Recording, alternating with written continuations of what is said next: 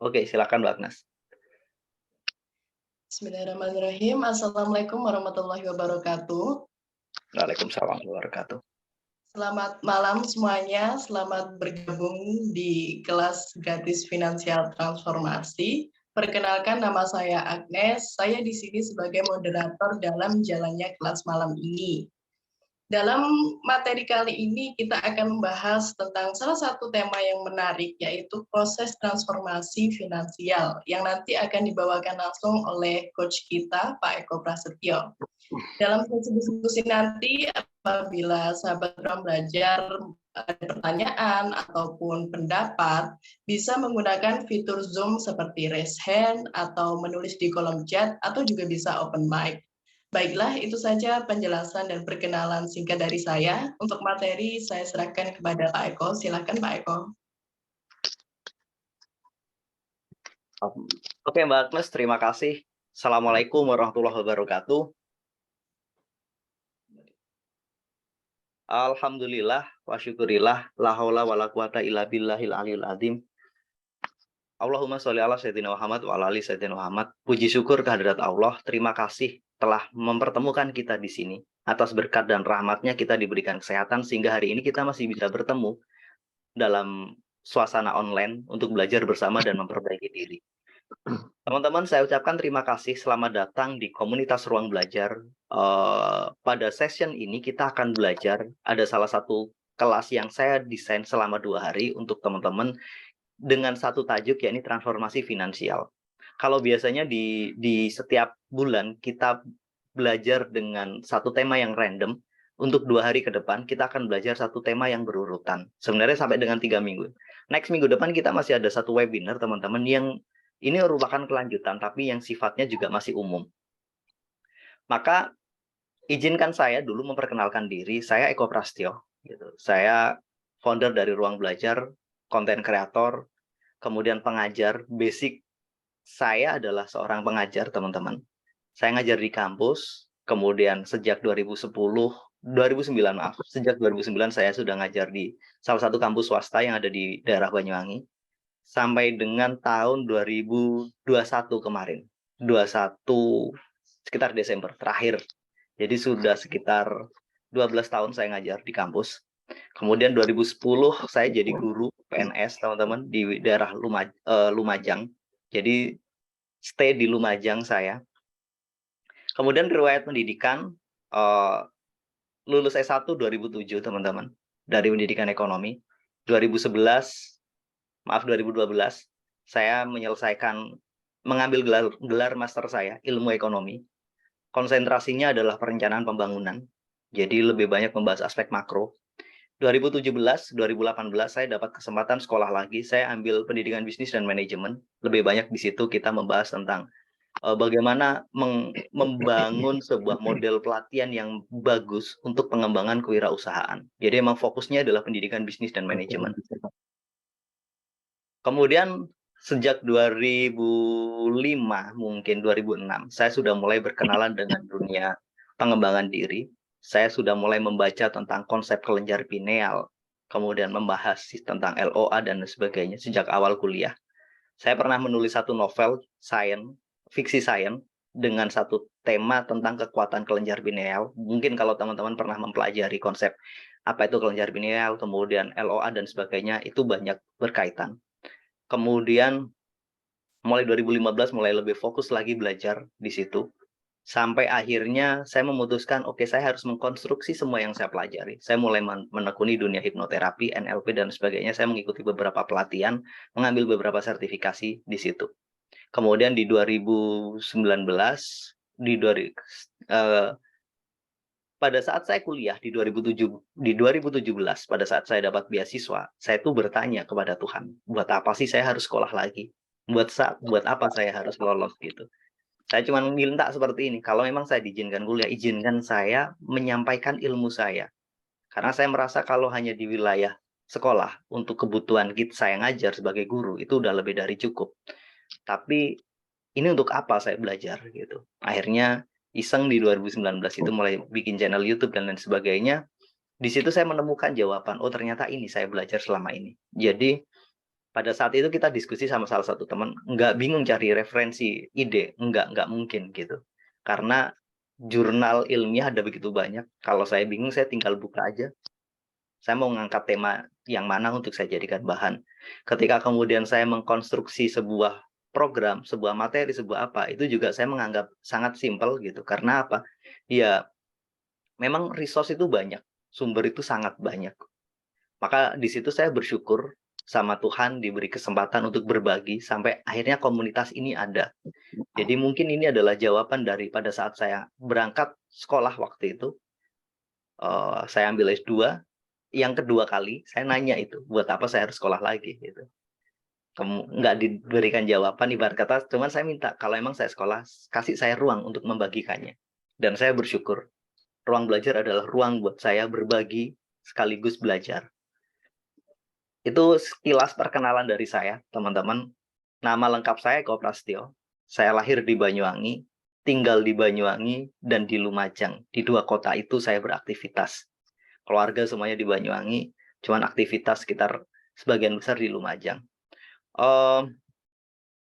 Kemudian aktif melakukan pemberdayaan diri melalui berbagai program, ada kelas baik offline ataupun online. Kemudian kita bekerja sama dengan beberapa lembaga untuk saling berbagi dan saling menguatkan. Prinsip saya dan hobi saya, bagi saya mengajar itu hobi. Ketika saya bisa berbagi, di situ saya bisa mendapatkan satu kepuasan tersendiri. Pada saat saya menulis satu proposal untuk seleksi beasiswa saya untuk S3, dia salah satu pertanyaan ada ternyata pertanyaan menarik. Hal menakjubkan apa sih yang pernah kamu lakukan? Saya dengan simple, dengan yakin menjawab, teaching is my amazing thing. Jadi mengajar adalah hal yang paling menakjubkan buat saya gitu. Karena bagi saya ini sesuatu yang menyenangkan gitu. Saya menikmati ini sebagai sebuah hobi. Oke. Itu teman-teman perkenalan, kemudian yuk kita mulai fokus ke apa yang kita pelajari sekarang. Kita akan mempelajari tentang proses transformasi finansial. Kemudian dari mana sih proses perubahan itu dimulai dan bagaimana? Dua hal ini yang akan kita pelajari teman-teman. Dua hal dasar ini yang akan kita bahas kurang lebih dalam waktu 60 sampai dengan 90 menit ke depan. Dua hal ini yang akan kita diskusikan di sesi-sesi berikutnya. Kita akan membahas tentang bagaimana proses transformasi finansial itu, dan yang terpenting nih, semua proses itu dimulai dari memetakan. Bagaimana kita memetakan program finansial kita, memetakan kondisi finansial kita, dan coba menemukan akarnya apa. Oke, kita langsung aja ke part pertamanya. Ketika kita bertanya, apa sih transformasi finansial? Kita akan mendapatkan dua kata, teman-teman. Kata pertama adalah transformasi, kata kedua adalah finansial. Transformasi artinya, kalau kita harfiahkan sebuah proses perubahan, yang tentu saja harapannya menjadi lebih baik. Ketika kita ngomong tentang finansial ini bisa kita maknai dengan dua hal. Finansial sebagai hasil, artinya uang, atau finansial sebagai proses. Kalau finansial sebagai hasil, maka bisa jadi pencapaian kita hari ini yang ingin kita ubah. Ketika finansial sebagai sebuah proses, maka yang ingin kita perbaiki adalah cara kita. Mulai dari cara mencari uang kita, ketika uang datang bagaimana cara mengelola uang, kemudian bagaimana kemudian membuat proteksi finansial, menyiapkan saving, membangun investasi, maka semua di situ. Kalau finansial sebagai hasil, sebagai capaian, maka pertanyaannya mungkin berapa banyak income kita, berapa banyak aset kita, berapa banyak kekayaan yang kita punya. Maka kita samakan persepsi, teman-teman. Yang ingin kita lakukan transformasi lebih pada proses. Dari proses yang baik itu akhirnya bisa menghasilkan capaian yang baik. Untuk sekedar punya banyak uang itu mudah. Untuk sekedar punya banyak kekayaan itu mudah. Bisa dapat dari warisan mungkin. Bisa dapat dari lotre. Kemudian bisa dapat dari keberuntungan. Tapi itu kan nggak sustain. Nggak berlanjut. Hanya sekali, satu proses. Misalkan iseng beli togel, dapat togel. Misal, mohon maaf ini kasih contoh negatif. Maka ketika ngomong sekedar capaian, berapa banyak orang sih yang hari ini capaian finansialnya bagus karena warisan, karena pemberian, karena apapun. Kemudian 10 tahun lagi, harinya habis, harinya nggak dapat apa-apa. Karena apa? Mereka nggak paham prosesnya. Maka ketika kita fokus pada proses, walaupun mungkin startnya dari sisi finansial, kondisi kita nggak terlalu baik, teman-teman. Karena proses kita perbaiki. Endingnya, di finishnya, garis finishnya, kita berhasil. Banyak orang sukses, kemudian jatuh, dan kenapa dia nggak pernah bisa bangkit lagi? Bisa jadi karena dia melalui proses yang salah. Pada saat dia sampai di puncak tertinggi, ada kesalahan-kesalahan proses yang ia lakukan. Sehingga ketika dia jatuh, dia nggak ngerti cara kembalinya. Karena cara yang sama ketika ia ulangi, itu nggak kerja. Karena memang dia melalui satu proses yang tidak tepat. Berikutnya teman-teman, yang harus kita pahami bahwa ketika kita hubungkan dengan realita keuangan kita hari ini, apapun itu adalah hasil dari keputusan kita, tambah tindakan kita. Yang kemudian berdampak baik langsung atau tidak langsung terhadap kondisi finansial kita. Kita itu pernah mengambil keputusan, baik sadar atau tidak. Kita itu pernah melakukan action, baik sadar ataupun tidak. Yang kemudian berdampak pada kondisi finansial kita. Misal waktu kerja, biasanya datang jam 7, kita setengah 8. Akhirnya ketika suatu saat ada PHK, kita kena PHK karena kita nggak dikatakan nggak disiplin. PHK yang kita terima, yang kemudian berdampak pada kondisi finansial kita yang kemudian turun, itu adalah hasil dari tindakan kita, teman-teman. Atau kerja udah keren, udah bener, dan sebagainya. Kita ambil satu keputusan, beli mobil baru. Kredit lagi, ambil tipe tertinggi dengan kredit 10 juta per bulan. Dapat 3 tahun, bisnis nggak sesuai harapan. Supplier macet, semuanya macet. Sementara kredit masih 2 tahun lagi. Mau dijual sulit, ini sulit. Di saat yang sama, rumah kita juga masih ngutang, ngontrak. Maka keputusan finansial yang kita ambil pada saat beli rumah secara kredit dan beli mobil secara kredit, dengan dasar pada saat itu kondisi finansial kita yang oke, yang baik-baik saja, akhirnya menghasilkan realita hari ini. Apapun kondisi yang teman-teman alami hari ini adalah hasil dari keputusan plus tindakan kita, baik yang kita sadari ataupun tidak. Maka memperbaiki cara mengambil keputusan dan memperbaiki cara bertindak, ini punya potensi besar mengubah realita kita di masa depan. Keputusan kita kemarin menghasilkan realita kita sekarang. Keputusan kita hari ini menghasilkan realita kita esok. Itu rumus dasarnya, teman-teman. Jadi kita sepakat ya. Maka di salah satu, pada saat saya menulis iklan, ketika teman-teman berkunjung ke website, maka di situ disebutkan, saya tidak akan mengajarkan cara instan menjadi kaya. Karena memang nggak ada cara instan itu. Tapi kita bareng-bareng memperbaiki proses kita. Oke, teman-teman. Kemudian, mengapa kita harus melakukan sebuah transformasi finansial? Pertanyaannya itu. Ada 3 alasannya, teman-teman. Pertama, untuk memperbaiki. Kalau sudah kata-katanya memperbaiki, berarti situasinya dari nggak buruk, situasinya dari buruk, dari kondisi minus, bahkan berantakan, menjadi minimal di kondisi normal. Artinya, kalau kita garis ini ambil titik tengahnya, teman-teman masih ada di bawah nih. Dulu standarnya di sini, sekarang saya ada di sini. Artinya ini memperbaiki. Ada satu something wrong yang bikin kita jatuh, maka itu yang harus kita perbaiki. Atau yang kedua, untuk meningkatkan, kita udah ada di satu level tertentu, udah oke, udah bagus, nggak terlalu ada masalah, saya fine-fine aja, tapi saya ingin mendapatkan kondisi yang jauh lebih baik, maka meningkatkan. Udah punya tabungan, udah punya investasi, udah punya income, pokoknya udah oke lah, nggak terlalu ada masalah. Tapi kan manusia pingin semuanya lebih baik, maka kita butuh melakukan transformasi. Artinya apa? Cara yang kemarin kita lakukan, tindakan yang kemarin kita lakukan, hanya bisa mengantarkan kita pada titik ini. Untuk naik kelas, kita harus melakukan cara berbeda, tindakan yang mungkin sedikit berbeda, pola pikir yang berubah, emosi yang berubah, keyakinan yang juga harus diubah, sehingga bisa naik level. Yang terakhir, untuk menjaga. Ada potensi ketika kita sudah nyampe di atas, kita jatuh ke bawah. Buat teman-teman yang sudah ada di atas hari ini, Kebetulan ternyata setelah kita evaluasi, cara saya naik ke atas ini nggak terlalu baik, nggak terlalu keren, ada beberapa hal yang harus diperbaiki. Maka transformasi finansial tujuannya untuk menjaga biar kita nggak terjun bebas ke bawah. Berapa banyak orang sih yang setelah naik, turun lagi, naik lagi, turun lagi. Artinya apa? Dia melakukan merepetisi cara yang sama untuk dia naik, tanpa melakukan perubahan untuk menjaganya. Sehingga setelah di titik atas, jatuh lagi. Tapi dia masih bangkit lagi, jatuh lagi. Maka ketika kita naik ke atas dan kemudian stay di situ, kemudian naik lagi, maka di situ kita butuh belajar menjaganya. Maka tujuan dari transformasi finansial salah satunya adalah melakukan perbaikan untuk menjaga, menguatkan fondasi kita biar kita nggak jatuh lagi. Itu teman-teman. Oke. Ketika kita bertanya, kemudian dari mana prosesnya? Proses transformasi finansial itu kita mulai dari mana?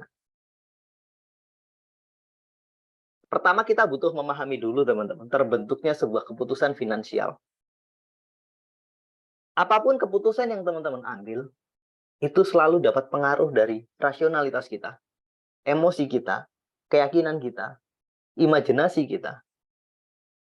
Kadang kata-kata kita akhirnya menjadi tindakan, dan tindakan ini menghasilkan realita. Mana yang dominan setiap orang berbeda-beda. Saya mau kasih beberapa contoh dari masing-masing aspek ini, teman-teman. Setiap kita mau do something, mau lakuin sesuatu, kadang kita itu memulai dengan imajinasi, teman-teman. Paling simpel, ketika perempuan mau membeli sebuah baju, ketika dia lihat foto, lihat model, lihat apapun video, dia mengimajinasikan ini bagus ya kalau saya pakai. Dia membayangkan dirinya memakai baju itu. Atau ketika seseorang mau membeli kosmetik, kadang yang dibayangkan hasilnya seperti itu. Jadi ada imajinasi yang terlibat.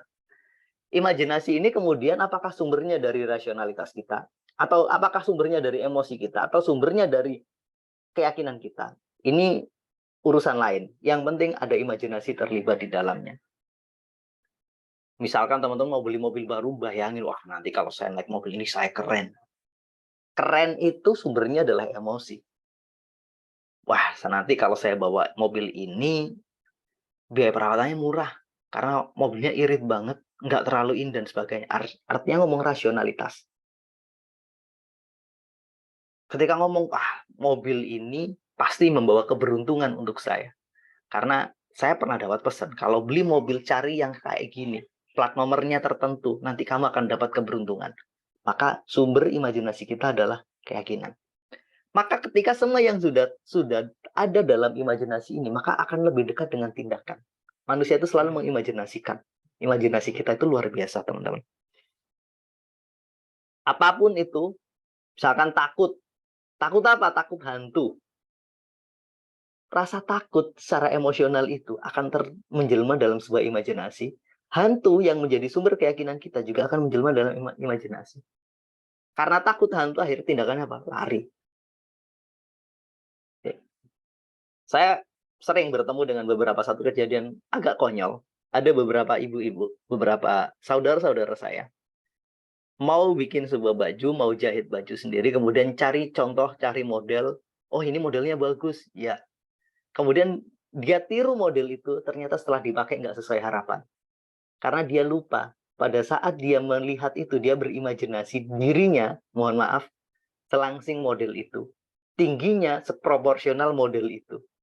Setelah dipakai dengan sesuai ukuran dirinya sendiri, itu jauh dari normal. Jauh dari harapan, maaf, bukan dari normal. Akhirnya terciptalah kekecewaan. Realitanya menghadirkan kekecewaan. Atau apapun itu. Kadang kenapa kamu beli HP baru? Ya biar sama-sama teman-teman. Ketika kita bayangin biar sama teman-teman, kadang kita berimajinasi ketika nongkrong bareng semua yang ngeluarin iPhone model terbaru, maka saya juga harus sama lah. Itu imajinasi kita. Maka teman-teman, apapun keputusan kita dan akhirnya dieksekusi dalam tindakan, itu kadang sumbernya adalah rasionalitas kita yang kemudian menghasilkan imajinasi dan kemudian bertindak. Kadang bersumber dari emosi kita yang ada di sini dan di sini. Kadang juga dari keyakinan kita. Contoh, keputusan finansial yang bersumber dari keyakinan. Teman-teman berangkat umroh atau haji. Pada saat kita memutuskan untuk haji dan umroh, kita ngeluarin uang. Sumber keputusan itu adalah keyakinan kita. Nggak bisa dijustifikasi secara rasional. Teman-teman nggak bisa mengatakan itu rugi, ini rugi, dan sebagainya. Nggak bisa. Keputusan kita untuk bersedekah, itu bisa sumbernya adalah keyakinan. Kadang juga emosi. Karena apa? Ingin dipuji orang.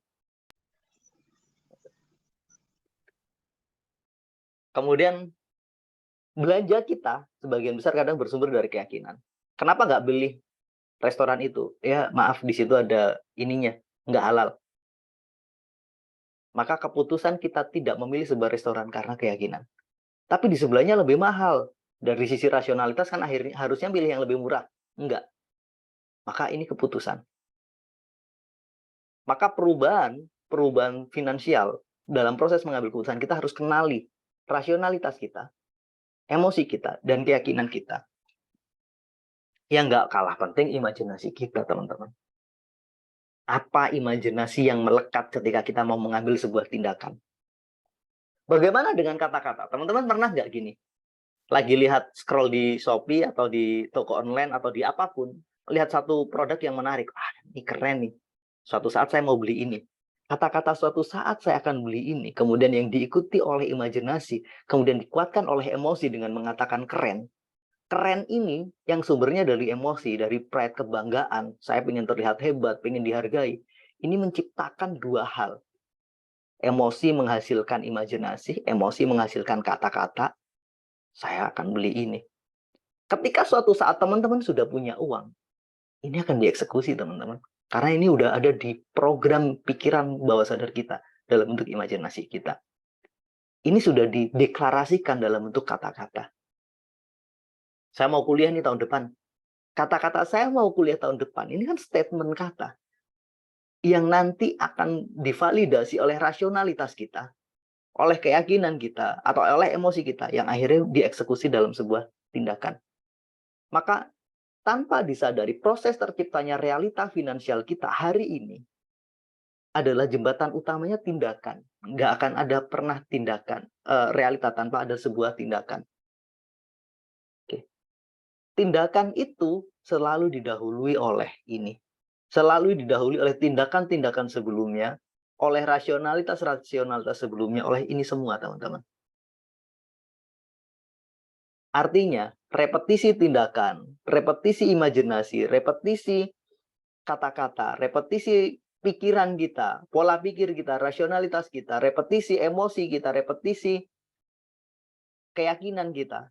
Semua repetisi, semua pengulangan itu akhirnya menciptakan realita-realita sekarang. Realita yang berulang, yang terus-menerus kita dapatkan. Contoh realitanya income-nya cuma 5 juta. Bulan depan juga realitanya juga 5 juta. Bulan berikutnya juga 5 juta. Kenapa terus sama 5 juta? Karena kita merepetisi tindakan yang sama. Kita membawa kata-kata, bahkan mungkin imajinasi yang sama. Kadang kita membawa rasionalitas, emosi, dan juga keyakinan yang sama. Semua yang sama yang terus diulang, menghasilkan tindakan yang sama, dan akhirnya realitanya sama. Kalau seperti itu, transformasi finansial dimulai dari mana? Perubahan itu harus dilakukan dari mana? Holistik, teman-teman. Tidak sekedar perubahan tindakan, tapi juga imajinasi kata-kata kita, rasionalitas kita, artinya pola pikir kita di sini, pola emosi kita, dan juga pola keyakinan kita. Tanpa perubahan holistik ini, teman-teman, nggak bisa perubahan besar yang konsisten terjadi. Oke.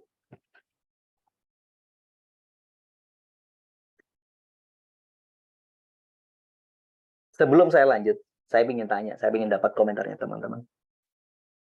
Ketika kita melakukan perubahan dari 6 hal ini, mengubah tindakan, mengubah kata, mengubah imajinasi kita, mengubah emosi, mengubah ini, mana sih yang paling mudah kita lakukan? Perubahan mana yang paling mudah kita lakukan? Boleh dong tanggapannya? Saya ingin tahu komentarnya teman-teman. Kata-kata, thank you. Yang lain gimana? Ada rasional dari Pak Haidir, Pak. Rasional, cara berpikir kita, oke. Ada Yang lain, kata-kata imajinasi, ada rasionalitas kita. Ketika kita ngomong rasional, berarti di sini termasuk pola pikir, pengetahuan kita semua bersumbernya di sini ya, teman-teman. Oke. Pertanyaan saya yang kedua, mana perubahan yang punya dampak paling besar? Kalau ini saya rubah, maka semua pasti akan berubah. Ada keyakinan, Pak. Oke, Dari Pak keyakinan, tindakan, keyakinan, emosi. Oke, teman-teman. Thank you buat responnya. Ada yang ngomong emosi, ada yang tindakan. Yang punya dampak paling besar, saya mau mensimulasikan. Saya paling simpel, simulasinya adalah bersih-bersih rumah deh. Kalau saya bertindak bersih-bersih rumah, saya harus nyapu. Tapi ketika saya bertindak dengan kata-kata, saya ngajak teman, bro, ke rumah dong. Datang, kita kasih sapu, ayo bantu saya bersih-bersih. Saya mikir cara nih, gimana caranya biar saya bisa bersihin lebih. Ini ya, mikirin cara. Teman-temannya diajak, kita bikin acara yuk di rumah gitu. Aduh, tapi masih berantakan. Biar acaranya ini ayo dirapikan. Nah, ini pakai pikirannya di ini. Di titik ini, teman-teman, antara tindakan, kata, dan ini, semua akan menghasilkan efek yang berbeda. Ini contoh kalau ngomong bersih-bersih rumah. Tapi, teman-teman, yang paling mudah kita pahami, ini memang. Ini kata, ini mudah kita pahami karena kita kenal. Tapi kalau sudah ini, kadang kita nggak mampu mengendalikan. Apalagi ini. Jadi, perubahan terbesar ketika keyakinan kita berubah. Kalau keyakinan kita berubah, semua akan berubah. Tapi ketika keyakinan kita terkunci oleh satu dogma yang sangat sulit kita keluar, maka kita akan sulit keluar dari situ. Contoh, teman-teman pernah datang, mohon maaf, ke dukun. Kita diramal, kamu akan sukses dulu di usia sekian. Tapi setelah itu kamu akan menghadapi kondisi gini, kondisi gini, kondisi gini, kondisi gini. Kalau udah ngadep ini, kamu harus ngelakuin ini. Suatu ketika diinget-inget, oh iya ya bener ya kata-katanya. Kita udah dikunci ke belief system kita oleh kata-katanya sang dukun itu. Maka untuk keluar dari ramalan dia, itu bukan perkara mudah. Walaupun kita melakukan banyak tindakan, walaupun kita udah baca buku beragam, ikut seminar ke sana kemari, ini mengubah ini. Tapi ini tidak. Karena mengubah rasionalitas, mengubah emosi, mengubah keyakinan, itu beda cara, beda pintu masuknya. Bisa rasionalitas dalam prinsip kognitif behavior therapy. Rasionalitas itu punya kekuatan sangat besar untuk mempengaruhi emosi dan keyakinan kita. Saya sepakat.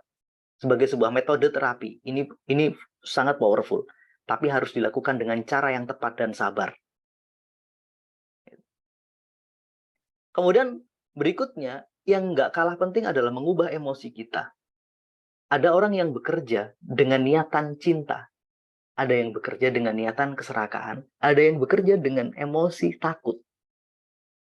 Mereka yang bekerja dengan rasa takut akan disiplin kalau ada bosnya. Akan melakukan sesuatu yang baik kalau ada yang ngawasin. Mereka yang bekerja dengan keserakahan akan bekerja dengan sangat sungguh-sungguh biar mereka dapat lebih banyak. Tapi mereka yang bekerja dengan cinta, mereka ada dan gak ada orang lain, ada dan gak ada bersaing, mereka akan memberi dengan rasa cinta yang dalam, yang kuat. Maka rasa cinta yang mengikuti secara emosional dalam aktivitas kerja kita, ini bikin kita nggak mudah stres, bikin kita punya banyak ide, bikin kita kuat. Ketika kita mencintai aktivitas itu, kita akan melakukannya dengan sangat sungguh-sungguh. Tapi ketika isinya adalah saya terpaksa Pak kerja, habis gimana lagi, nggak ada pilihan lain. Keterpaksaan itu secara emosional menghadirkan rasa nggak nyaman. Sesuatu yang terpaksa hasilnya juga nggak baik. Aktivitas yang sama, yang satunya dilakukan dengan keterpaksaan, yang satunya dilakukan dengan rasa cinta, akan memberikan hasil yang berbeda. Maka tindakan yang sama, tapi yang didahului oleh emosi yang berbeda, akan mendapatkan hasil yang berbeda. Bahkan ada yang bekerja dengan rasa bersalah. Aduh, saya nebus kesalahan, Pak. Gitu. Maka realita yang kita dapatkan juga berbeda, teman-teman. Singkat kata yang ingin saya sampaikan, Transformasi finansial itu, kalau kita ngomong proses, maka intinya di sini. Tindakan adalah hasil akhirnya. Teman-teman mengubah tindakan, tapi ini nggak diubah. Saya punya satu cerita, ini kisah nyata. Ada satu teman, dia pindah kerja itu udah berapa kali. Kerja di tempat A, di situ nggak nyaman. Dia punya ekspektasi tertentu dan itu nggak ia dapatkan. Akhirnya dia pindah ke tempat B. Baru dia pindah 2-3 bulan ke tempat B. Dia dapat satu opportunity. Kalau tadi dia nggak pindah ke tempat B tadi, mungkin di tempat A, dia mendapatkan apa yang dia harapkan. Isinya apa? Nyesal, guilty, rasa bersalah, dan penyesalan. Setelah itu pindah ke tempat B, di situ menemukan realita yang nggak sesuai harapan. Akhirnya dia pindah lagi ke tempat C. Ketika di tempat C, justru tempat yang barusan ia tinggalkan memberi satu opportunity. Andai kata dia bertahan 2 bulan lagi, dia akan dapat satu situasi dan kondisi yang jauh lebih baik. 4 kali dia pindah kerja dan 4 kali dia menghadapi realita yang sama. Dia selalu ngomong, andai kata kemarin saya lebih sabar, saya pasti ada di posisi yang lebih baik. Penyesalan. Maka, orang yang bekerja dengan rasa penyesalan, hasilnya adalah penyesalan.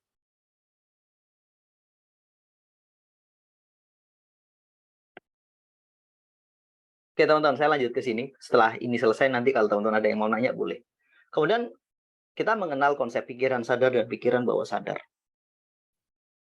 Ini bawah sadar ya teman-teman. Salah satu ciri khasnya pikiran bawah sadar itu bekerja otomatis dan berisi sebuah program. Apa hubungannya dengan kegiatan keuangan kita? Belanja itu adalah aktivitas rutin yang punya style tertentu. Mereka dikendalikan oleh sebuah program. Program itu ada di pikiran bawah sadar. Bekerja itu juga aktivitas rutin yang punya style dan cara tertentu dan dikendalikan oleh pikiran bawah sadar kita.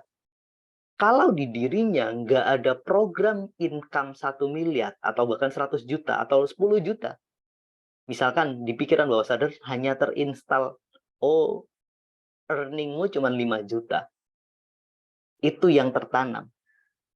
Maka walaupun dia kerja keras, dia hanya dapat 5 juta. Atau dia tertanam satu program, oh program yang tertanam di dirimu adalah lebih besar pasak daripada tiang. Lebih banyak pengeluaran daripada penghasilan. Berapapun income kita akan seperti itu. Jadi di pikiran bawah sadar kita ini teman-teman, ada begitu banyak program. Termasuk program yang mengendalikan aktivitas keuangan kita. Yang mengendalikan cara kita kelola uang. Yang mengendalikan cara kita menghasilkan uang.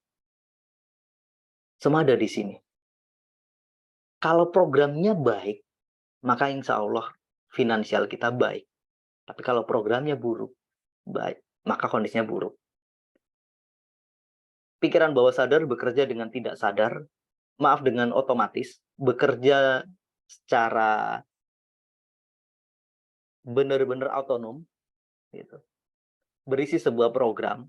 Karena berisi sebuah program, akhirnya akan menciptakan repetisi peristiwa yang sama, walaupun ceritanya berbeda. Menciptakan realita yang mirip, walaupun kondisinya berbeda. Maka teman-teman, program finansial adalah apa yang kita lakukan dan kita dapatkan secara terus-menerus dan berulang. Apa yang teman-teman lakukan secara berulang dan kita dapatkan secara berulang, artinya itu sedang dikendalikan oleh pikiran bawah sadar kita. Ada orang itu yang mudah banget dapat keberuntungan. Dan itu terus terrepetisi. Berarti emang dia lagi punya program luck yang bagus. Keberuntungannya keren. Kebiasaan yang terus terrepetisi, ini adalah sebuah program. Program itu ada di pikiran bawah sadar kita. Dan rasionalitas itu tanpa sadar adalah bentuk program pikiran bawah sadar kita. Emosi juga sama, keyakinan juga sama. Keyakinan yang spontan ketika kita, aduh ini pasti nggak bisa. Ini kan spontan. Kata-kata ini pasti nggak bisa, sumbernya adalah keyakinan, dan itu adalah simbol. Semua yang spontan adalah simbol dari pikiran bawah sadar kita. Maka teman-teman, ketika kita ingin melakukan transformasi finansial, sebenarnya perubahan terbesarnya adalah perubahan yang harusnya kita mengubah pola yang tertanam di pikiran bawah sadar kita. Tentang bentuk-bentuk program yang negatif yang mungkin teman-teman alami, setelah ini kita akan memetakan. Setelah itu kita mungkin bisa diskusi, atau teman-teman bisa melakukan evaluasi diri. Alami itu enggak? Oke. Mungkin itu dulu di part 1 ini, barangkali ada pertanyaan. Silakan mungkin Mbak Agnes. Atau ada komentar yang butuh dibacakan Mbak Agnes.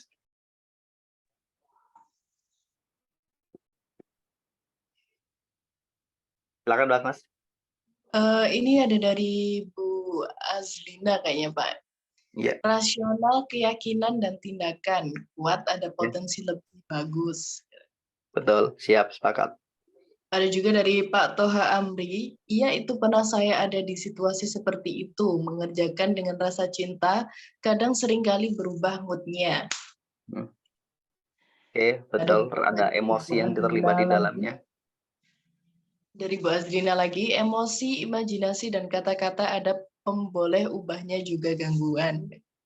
Iya, jadi emosi kita, kata, dan itu saling berhubungan dengan imajinasi. Terima kasih Bu Azrina. Oke teman-teman, sampai di sini ada pertanyaan? Atau mungkin saya lanjut dulu? Atau ada yang mau didiskus?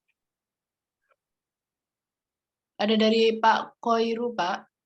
Yap. Bagaimana cara kita mengetahui program yang telah terinstal dalam diri kita? Padahal kan itu bawah sadar. Betul. Maka lihat repetisi yang kita lakukan. Contoh sederhana, teman-teman. Paling simpel. Selera makan. Ada yang suka telur, ada yang nggak suka telur. Ketika orang yang suka dengan telur, sementara yang satunya lebih suka pada daging ayam misalkan, maka ketika dihadapkan di depannya, mereka akan secara otomatis langsung ngambil. Satunya ngambil telur, satunya ngambil ayam. Kenapa? Ya itulah program yang terinstal di pikiran bawah sadar kita, yang mengendalikan kita. Apa yang kita repetisi terus-menerus, itu adalah program kita. Contoh, jam bangun kita. Ada orang yang udah berusaha tidur jam 10, tetap tidurnya setengah 1. Besok dimulai lagi, tetap kembali ke situ. Dia berjuang untuk mengubah ritmenya sampai pada satu titik dia berhasil. Artinya memang karena dia punya program tidur malam. Maka cara mengetahui paling simpel, amati perilaku kita. Lihat, ada nggak yang terrepetisi, ada nggak yang diulangi. Pada bagian setelahnya, teman-teman bisa mencoba mengamati beberapa program negatif yang mungkin sering kita repetisi dalam kehidupan finansial kita. Oke, itu dulu. Ada lagi, Mbak Agnes? Ada dari Pak Joseph. Imajinasi adalah satu-satunya senjata untuk melawan kenyataan saat ini. Bagaimana menurut pandangan Pak Eko? Saya sepakat, Pak Joseph. Imajinasi adalah alat untuk memperbaiki diri, sekaligus alat untuk menghancurkan diri. Imajinasi punya dua sisi yang menguatkan, sisi menghancurkan. Kita bisa melampaui realita kita hari ini. Memang ada beberapa teknik yang bisa kita latih di situ. Imajinasi juga adalah alat untuk menginstal ulang pikiran bawah sadar kita, sekaligus untuk menguninstallnya, Pak. Jadi itu satu pintu. Pintu yang terhubung dengan rasionalitas kita, pintu yang terhubung dengan emosi kita, pintu yang juga terhubung dengan keyakinan kita. Contoh, ketika kita berpikir rasional, mau mengadakan sebuah perencanaan, kita pasti akan berimajinasi. Ini akan saya mulai dari A, kemudian ke B, kemudian ke C. Itu rasionalitas kita. Sumbernya, menciptakan imajinasinya. Imajinasi yang bersumber dari emosi juga sama. Kalau rasa takut, menciptakan imajinasinya sendiri, berani menciptakan imajinasinya sendiri. Apalagi kalau yakin. Jadi ketidakyakinan dan keyakinan akan membawa imajinasi mereka sendiri. Dan itu satu pola yang butuh kita pahami. Saya sepakat imajinasi adalah alat untuk memperbaiki. Betul. Karena memang itu adalah realita yang butuh kita bangun. Semua dimulai dari situ. Oke, Mbak Agnes, ada lagi? Ada lagi, Pak. Ada komentar dari Pak Haidir. Saya termasuk yang sering pindah-pindah tempat kerja, Pak. Dan pola yang gitu-gitu terus. Alhamdulillah yang sekarang tempat kerja saya bagus, Pak. Cuman polanya mulai terasa lagi, Pak. Mau berulang. Untung ketemu kelas ini, Pak. Oke.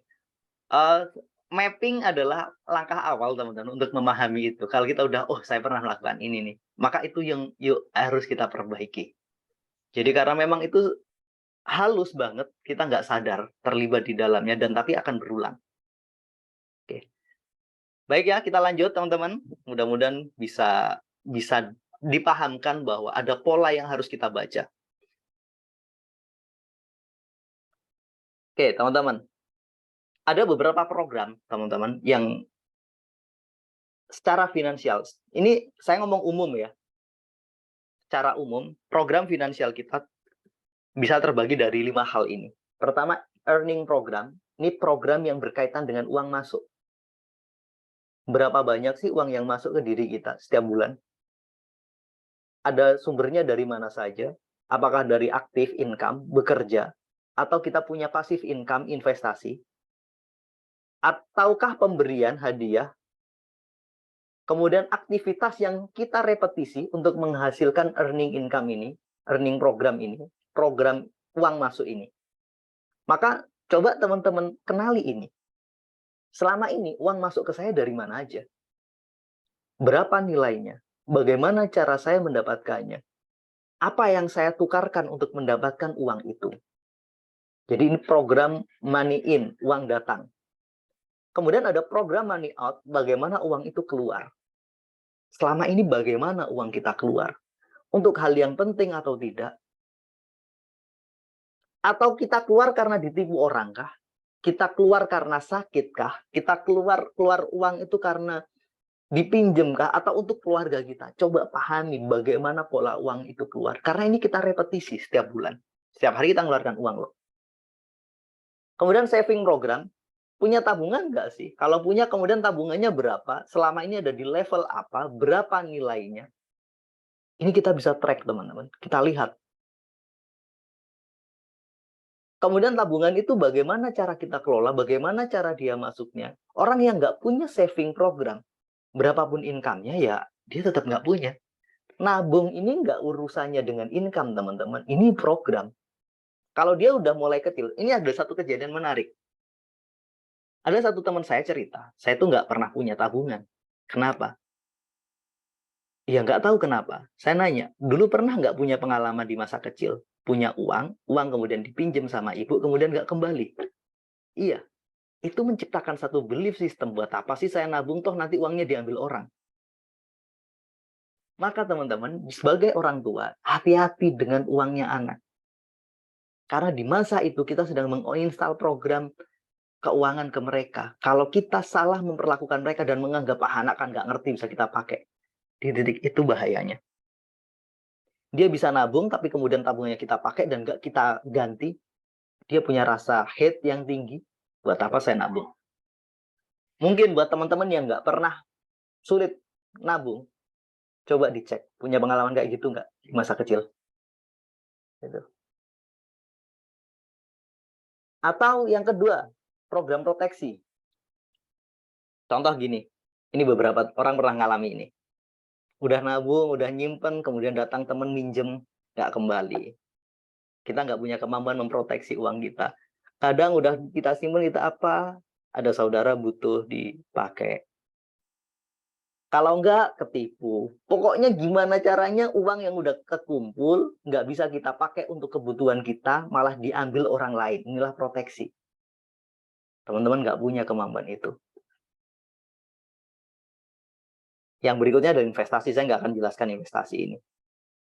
Artinya kemampuan kita menumbuhkan uang. Kalau mereka punya kemampuan melakukan investasi, ini keren. Tapi ingat, investasi harus dimulai dari knowledge, dari rasionalitas kita. Oke, ada tambahan mungkin Mbak Agnes? Oke, ada ya. Thank you yang pernah. Gitu. Jadi yang nabung tadi kayaknya benar bahwa kadang yang bikin kita nggak bisa nabung karena kita punya experience negatif tentang uang. Kita punya pengalaman buruk bagaimana uang itu di masa kecil kita. Jadi 5 hal ini teman-teman bisa kita detailkan. Tapi secara ringkas saya ingin bilang, kenali ini polanya. Ketika ada pertanyaan, gimana kita tahu program yang tertal di pikiran? Setidaknya dari 5 bagian ini, teman-teman coba pahami. Itu step awalnya. Oke. Ada pertanyaan dulu, Mas, kayaknya? Ada, Pak. Dari ID Indojaya Ketan. Bagaimana cara mengatur keuangan, kenapa cepat habis, Kak? Oke, berarti di money out-nya agak kacau. lagi-lagi pertama kita mulai dari memahami, memetakan uang kita itu keluarnya kemana saja. Karena kembali ke konteks tadi bahwa ada program tertanam di pikiran bawah sadar kita yang kemudian mengendalikan keputusan kita, tindakan kita yang akhirnya berpengaruh terhadap keuangan kita. Maka di titik itu kita butuh paham sebenarnya sumbernya di mana. Selama ini uang saya lari kemana saja. Jadi langkah pertama adalah petakan dulu.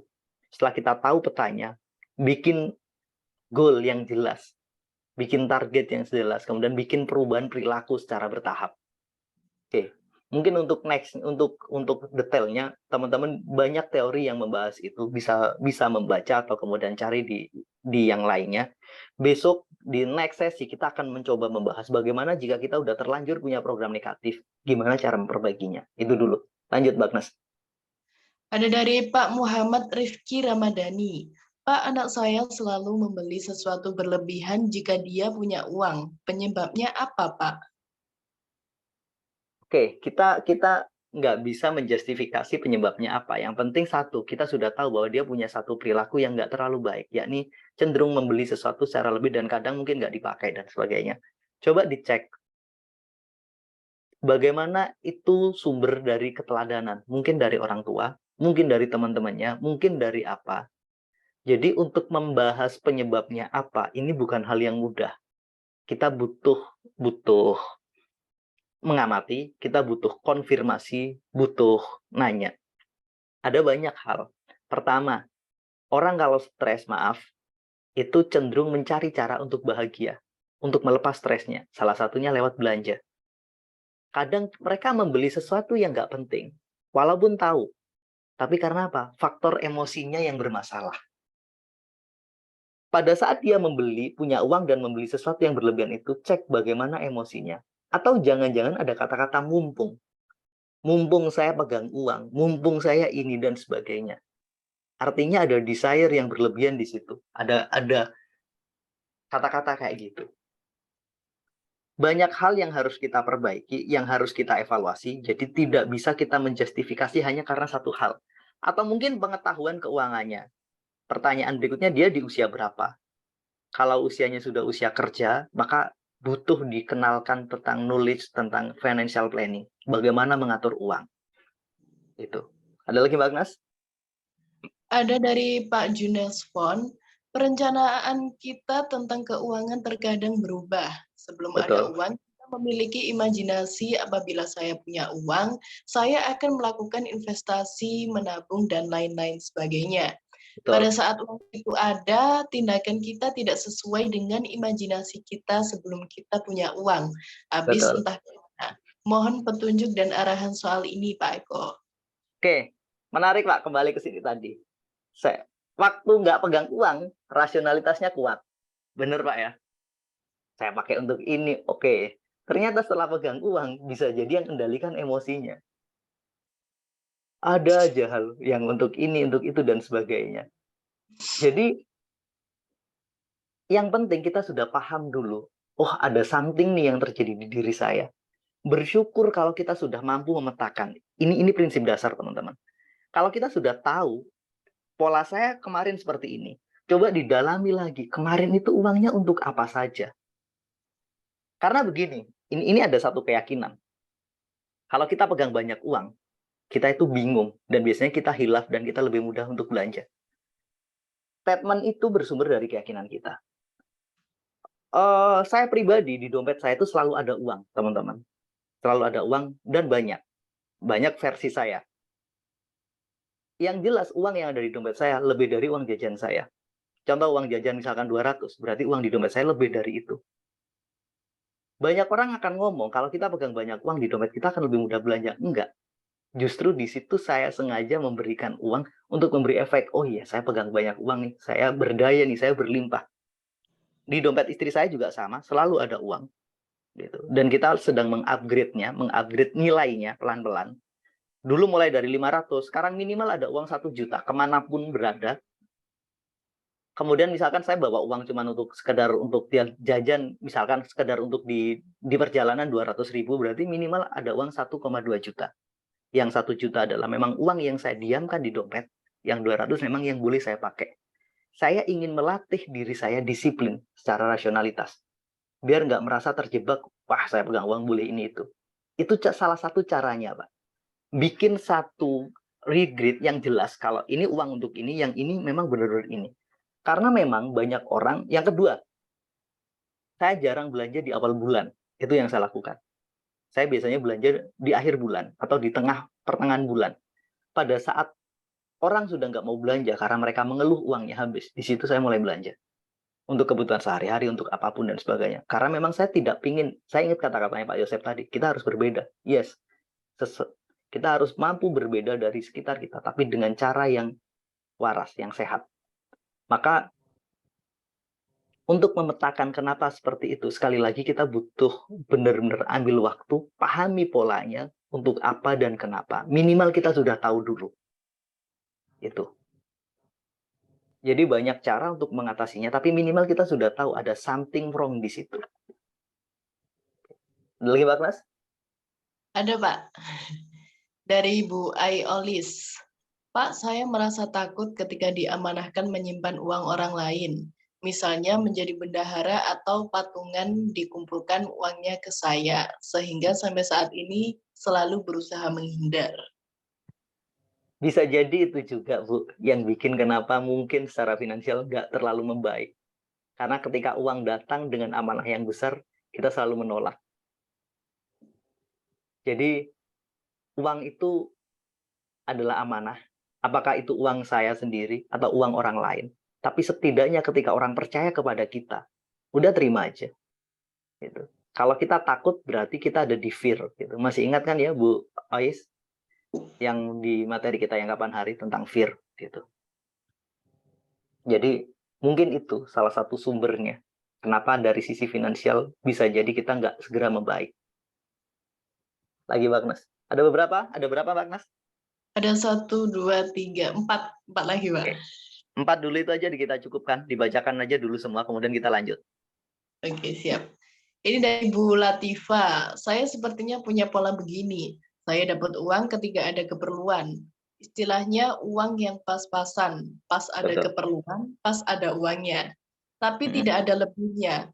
Pola apa yang mempengaruhi ini, Pak? Saya akan pengennya bisa dapat pendapatan yang lebih dari pas-pasan. Oke, satu. Lanjut dulu Pak Nas. Dibacakan dulu Lanjut. semuanya. Pak Purwono Edi Susanto. Pola uang masuk dari jualan atau promosi online. Untuk offline saya masih merasa malu atau introvert. Gimana Pak untuk memperbaikinya gitu. Oke, lanjut dulu. Ini dari Bu Eni. Saya sudah berusaha merubah mencoba menyimpan uang, tapi selalu aja ada keperluan di luar prediksi sehingga harus menggunakan uang itu. Sama yang terakhir dari Pak Toha Amri, saya pernah riset setiap saya gajian per bulannya, uangnya habis terus. Padahal berapapun kita pegang, kecil besarnya nilai uang itu pasti selalu habis. Oleh sebab itu, saya sering minta tolong kepada kerabat untuk pegang uang gaji saya untuk disimpan. Makanya saya terkadang takut dengan sistem pengelolaan uang saya seperti ada yang salah. Oke. Pertama, saya mulai dari saya nabung tapi selalu pasti ada keperluan. Saya masih ingat waktu saya pernah ngobrol dengan Mbak Agnes, teman-teman. Saya nanya, "Nes, nabung buat apa?" "Buat jaga-jaga, Pak. Kalau ada keperluan nanti bisa dipakai." Intensinya udah itu. Maka nanti yang terjadi itu. Kembali lagi ketika teman-teman nabung, intensinya apa? Niatnya apa? Memahami niat itu penting. Kalau niatnya kayak tadi, ini untuk berjaga-jaga, artinya untuk dana darurat. Nggak usah disalahkan selalu dipakai. Karena memang fungsinya, niat awalnya uangnya adalah untuk dana darurat. Itu dulu. Tapi kalau niatnya saya nabung untuk nanti saya investasikan. Salah satu cara memperbaikinya adalah dengan mengubah niat untuk apa uang itu. Itu pertama yang untuk tabungan. Mudah-mudahan bisa bantu. Yang kedua, saya punya pola, berapapun uangnya selalu habis. Akhirnya kita titipkan ke orang lain. Pertama tuh kita harus sadar dulu, kita bersyukur dulu. Bersyukur banget sudah paham pola itu. Dan teman-teman tahu sendiri kan, mengubah pola itu nggak mudah. Karena memang semua adalah bagian dari program yang tertanam di pikiran bawah sadar kita. Kita kadang nggak menginginkan, tapi ditarik. Maka bagaimana cara memperbaikinya? Bagaimana cara memperbaiki sebuah program itu next besok di pertemuan hari Rabu kita akan diskusikan agak lumayan detail teman-teman. Target kita di kelas ini di malam ini teman-teman paham dulu polanya. Dan saya senang teman-teman sudah mulai paham nih polanya. Salah satunya dengan menitipkan ke teman itu oke. Itu bisa jadi salah satu solusi, salah satu cara untuk memperbaiki pola pengelolaan keuangan kita. Oke, 2 pertanyaan nih sudah. Tadi yang yang tentang online. Di online saya is oke, tapi kalau offline saya minder. Sebenarnya Pak, kalau online itu sudah hasilnya keren dan bagus, ya sudah nikmatin aja di situ. Kalaupun ternyata kita ingin memperbaiki kualitas diri kita di offline ketika ngobrol di depan orang dan sebagainya, itu beda urusan. Artinya memang yang ingin kita perbaiki adalah rasa percaya diri kita. Saya masih ingat ada salah satu sahabat kita dari ruang belajar, beliau punya bisnisnya besar, tapi memang beliau nggak pernah jual sendiri, Pak. Semua selalu dititipkan ke orang. Ketika saya tanya, kenapa Bu nggak pernah jual sendiri? Ya karena saya malu. Tapi luar biasa, omsetnya besar. Kemudian beliau memilih, kita punya salah satu kelas namanya mental block terapi, di situ beliau memperbaiki bagaimana rasa percaya diri itu dibangun.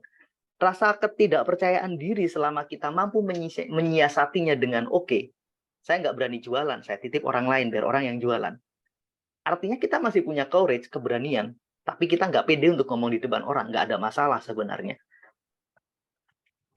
Selama itu tidak mengganggu dari sisi finansial is okay. Tapi ketika niatnya adalah saya ingin memperbaiki kepercayaan diri saya ketika saya di depan banyak orang dan sebagainya, maka itu beda permasalahan yang harus kita diskusikan. Banyak hal kenapa yang bikin kita nggak pede. Salah satunya teman-teman, kita membandingkan dengan orang yang sudah perfect cara ngomongnya. Itu kayak bumi dan langit. Yang bikin kita tambah nggak pede itu. Harusnya kita nggak perlu membandingkan diri kita dengan orang yang udah sempurna, tapi bandingin diri kita dengan orang yang belum bisa. Biar kita punya rasa percaya diri. Rasa percaya diri itu hilang gara-gara apa? Kita melihat kelemahan kita dan melihat kelebihan orang lain. Padahal kita juga punya kelebihan. Mungkin kita butuh latihan, mungkin kita butuh lebih fokus. Bagaimana cara memperbaikinya? Pertama kita harus yakin sebenarnya kita semua sama. Yang kedua kita berlatih. Latihan yang terus-menerus membuat kita akan punya level kepercayaan diri yang sangat baik. Contoh, nggak pernah ngomong di depan umum, tiba-tiba kasih kesempatan ngomong. Selama kita mau ngomong, entah itu terbata-bata, entah itu salah, is okay. Kita sudah melawan satu ketakutan yang namanya takut untuk ngomong.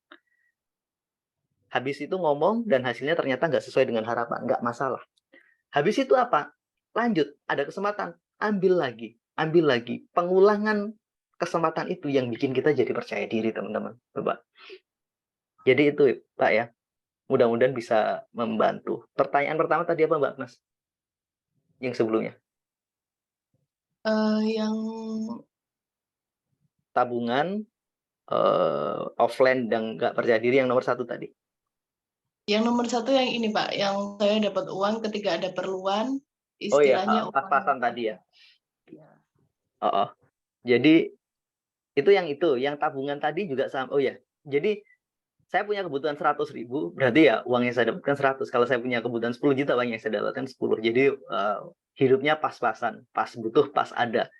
Gimana diubah jadi berlebih gitu. Pertama bersyukur dulu, minimal ibu ada di kondisi yang nggak buruk. Gitu. Karena apa? Kalau kita ada di kondisi yang lebih buruk, itu lebih kacau. Minimal, oke ya Allah makasih. Dengan izinmu saya hidup seperti ini. Yang kedua, punya intensi. Oke, saya berniat untuk memperbaiki semuanya. Kita analisis, yang bikin kurang itu apa? Apakah earning kita atau money out kita? Atau proteksi kita? Ada aja hal yang keluar, entah yang namanya mobil, maaf, nyenggol lah, entah rumah rusak, ini kan ngomong proteksi. Uang yang keluar bukan benar-benar tidak sesuai dengan harapan kita. Maka pahami dulu apa sumbernya. Kalau sudah dipahami, nanti kita perbaiki pelan-pelan. Next, besok di hari Rabu, teman-teman. Yuk, kita ketemu lagi. Kita akan membahas tentang itu semua. Bagaimana memperbaiki program itu. Oke, itu dulu ya, Mbak Nas. Nanti yang lainnya kita lanjut. Ya, Pak. Oke, sekarang saya ingin memberi contoh, teman-teman. Ada beberapa program finansial yang butuh kita cermati dan kita perbaiki. Yang pertama ini. Ini adalah pondasi dan paling pondasi. Visi itu tujuan. Hidup itu harus punya tujuan. Intensi. Hidup harus punya niat. Tanpa niat, tanpa tujuan, semuanya nggak ada. Kacau. Bisa jadi yang bikin kenapa kita menghadapi pola yang sama. Karena kita nggak pernah punya tujuan yang jelas. Maka miliki tujuan. Karena tujuan itu yang akan kita capai. Ada orang yang tanpa visi. Yes, mohon maaf. Ya, cuman kayak ayam gitu. Pagi, kerja, pulang sore, tidur lagi, besok nyari lagi. Terus seperti itu. Itu yang terjadi. Yang kedua, visinya adalah konsumtif. Kerja buat beli mobil misalkan. Hanya untuk dipakai. Kerja buat beli motor. Ya, konsumtif lah. Beli HP baru ke HP berikutnya dan sebagainya. Maka yang membuat kenapa uang kita selalu habis bisa jadi karena memang kita nggak pernah punya tujuan. Maka coba teman-teman tadi yang mungkin selalu uangnya habis atau apa. Punya target, punya tujuan yang jelas. Apa nih yang ingin saya capai? Contoh, bulan ini saya ingin nabung 20%. Setelah gajian, ambil tabung. Cari bank digital yang bisa dikunci kantongnya atau dikunci ininya, yang kemudian hanya bisa diambil 1 atau 2 bulan kemudian. Udah fokus di situ. Terus kalau ternyata ada sesuatu benar-benar di luar dugaan kita dan kita terpaksa mengambilnya, udah nggak usah diambil. Nggak tahu bagaimana ceritanya.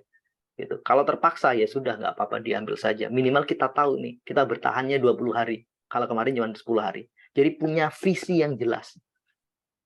Visi terbaik adalah visi produktif. Gitu. Visi yang ketika kita mencapainya, uang kita akan nambah terus.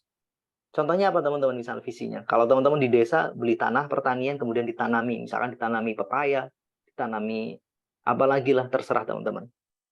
Atau teman-teman punya visi, punya uang, kemudian karena hidup di desa, ada tetangga yang bisa merawat sapi, ya udah belikan sapi, belikan kambing. Ini visi produktif namanya. Kalau uang kita udah kita ubah ke sini, ini udah lebih bagus daripada nggak sama sekali. Yang berikutnya adalah ada yang namanya rabun kaya. Kita salah memaknai kekayaan. Kita salah melihat diri kita. Kita salah menilai diri kita. Banyak orang ada di rabun kaya ketika income-nya lagi naik. Baru saja naik. Biasanya 5 juta, tiba-tiba jadi 15 juta. OKB lah. Orang kaya baru. Kenaikan income tanpa diikuti dengan kenaikan pondasi finansial. Akhirnya apa? Karena merasa kaya, beli mobil lah, beli rumah, beli apapun. Dia sama sekali nggak investasi. Dia salah melihat makna kaya. Dia salah melihat definisi kaya. Sehingga dia ngikuti want-nya, keinginannya. Dan mengabaikan need-nya. Nggak fokus ke sini, tapi fokus ke sini. Orang-orang yang terjebak, saya punya beberapa contoh. Bisa jadi apa efeknya dari rabun kaya? Hidupnya kayak roller coaster, teman-teman. Bisnisnya naik, tinggi banget. Karena dia nggak investasi, karena dia nggak prepare dana darurat, karena dia nggak siap untuk perbaikan, untuk dan sebagainya. Ketika income-nya, kan income itu kan ada batasnya, teman-teman. Peak-nya udah lewat, dia turun. Di titik itu dia kebingungan. Maka ketika orang pegang uang banyak dan nggak punya visi yang jelas, dia punya potensi mengalami program ini, rabun kaya, merasa punya uang banyak. Orang-orang yang baru kerja misalkan, nggak pernah kerja, pengalaman kerja pertama kali dapat gaji 3-4 juta, udah kayak orang paling kaya sendiri. Makan, nggak mau bontrot, nggak mau masak, tapi beli, nongkrong di kafe. Ya, merasa dirinya keren dengan seperti itu. Maka orang-orang yang terkena ini, uangnya berapapun punya potensi habis. Kemudian belum waktunya beli mobil, maksakan diri beli mobil nyicil. Belum waktunya membeli rumah, memaksakan diri karena merasa, udah income saya udah naik nih. Gitu. Maka di titik ini kita butuh lebih objektif dan rasional mendefinisikan kaya. Mendefinisikan apa yang terbaik dan tidak terbaik. Maka di titik ini teman-teman kita butuh wisdom, kita butuh bijak memaknai income kita. Jadi mereka yang terjebak di sini adalah mereka yang baru saja kerja dan dapat income, atau mereka yang baru saja mendapatkan kenaikan income, atau mereka yang baru saja beberapa kali dapat rezeki nombok, entah bisnisnya lagi tinggi-tingginya, entah apa. Salah satunya, saya sering bertemu ini, gitu. Saya lupa siapa yang kapan hari cerita. Dia punya bisnis, punya warung atau apa, saya lupa. Ada beberapa orang yang cerita. Warung di bisnis pertamanya ini besar, kemudian dia buka cabang di yang kedua. Di yang kedua oke, kemudian dia buka cabang di yang ketiga. Dia merasa sudah sukses. Karena punya 3 cabang, dia punya kalkulasi kalau 1 cabang aja bisa bersih 10 juta, kalau 3 berarti udah 30. Memberanikan diri ngambil sesuatu yang bebannya 30 juta. Ternyata setelah 1 tahun, cabang ketiga nggak baik. Cabang kedua juga nggak oke, akhirnya kembali ke cabang 1. Ada juga yang dia mengira kalau bikin 2 cabang itu bisa income-nya naik 2 kali lipat. Padahal enggak. Karena mungkin pasarnya masih sama, justru saling mengambil, biaya operasionalnya yang naik. Income-nya sama. Biasanya cukup untuk gaji 2 karyawan, 3 karyawan, karena bikin cabang berikutnya, hanya harus gaji 6 karyawan. Padahal omsetnya sama. Maka titik-titik inilah kita butuh benar-benar objektif dalam menganalisis. Jangan pakai asumsi. Oke. Kemudian ada zero proteksi. Ini yang tadi saya ceritakan. Kita udah susah-susah nyimpen, uang ngumpul, kemudian ada tetangga pinjem, nggak kembali. Ada teman pinjem, nggak kembali. Belum lagi kita beli barang, ternyata ketipu.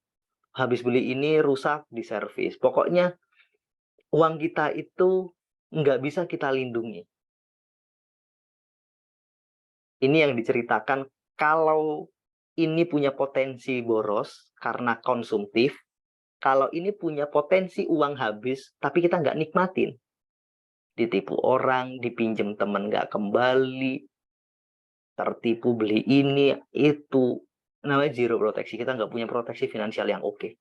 Kita nggak punya program melindungi.